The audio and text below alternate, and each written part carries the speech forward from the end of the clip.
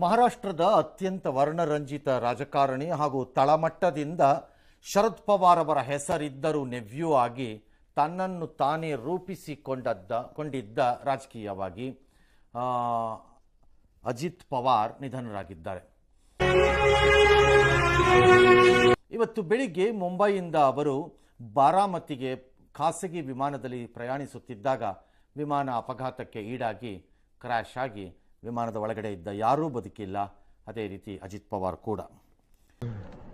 ಅಪ್ಪೇ ಇದು ಯಾವ್ದೋ flash back rebel star Ambareesh ಹಳೇದು ಅಕ್ಕಿಲ್ಲ ಬೆಳೆ ಇಲ್ಲ ಚಕ್ರವ್ಯೂಹ ಕತೆ ತಂಗಿದೆಯಲ್ಲಪ್ಪೇ.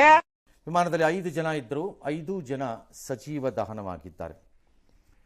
ಬಾರಾಮತಿಯ ಏರ್ಪೋರ್ಟ್ ಅಂತಿದ್ದಾರೆ. ಅದು ಏರ್ಪೋರ್ಟು ಏರ್ ಸ್ಟ್ರಿಪ್ಪು ನನಗೆ ಐಡಿಯಾ ಇಲ್ಲ ಕರೆಕ್ಟಾಗಿ. It looks like an air strip. ಅದು ಏರ್ಪೋರ್ಟ್, ರೆಗ್ಯುಲರ್ ಏರ್ಪೋರ್ಟ್ ಅಂತ ಬಿಕ್ಕಳ್ತಾ ಇದ್ರೆ ನನಗೆ ತಿಕ್ಕಲಿ ಹಿಡಿಯುತ್ತೆ. ಪಕ್ಕದಲ್ಲೇ ಆಗಿರೋದು.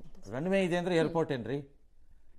ಏರ್ಪೋರ್ಟ್ ಆರ್ ಏರ್ ಸ್ಟ್ರಿಪ್ ಗೊತ್ತಿಲ್ಲ. ಮೇ ಬಿ ಯಾವುದೋ ಒಂದಿರುತ್ತೆ, ಪಾಸಿಬಲ್. ಟೇಬಲ್ ಟಾಪ್ ಅಂತಿರೋದ್ರಿಂದ 5 ಜನ ಆ ಏರ್ಪೋರ್ಟ್ನ ಸಮೀಪದಲ್ಲೇ ಆಗಿರುವಂತ. ಅಜಿತ್ ಪವಾರ್ ಅವರ ಜೊತೆಗೆ ಸೆಕ್ಯೂರಿಟಿ ಅಧಿಕಾರಿಯಾಗಿದ್ದಂಥವರು PA ಹಾಗೂ ವಿಮಾನದ ಕ್ಯಾಪ್ಟನ್ಗಳಾದ ಸುಮಿತ್ ಕಪೂರ್, ಶಾಂಭವಿ ಪಾಠಕ್ ಅವರು ಕೂಡ ಉಳಿದಿಲ್ಲ.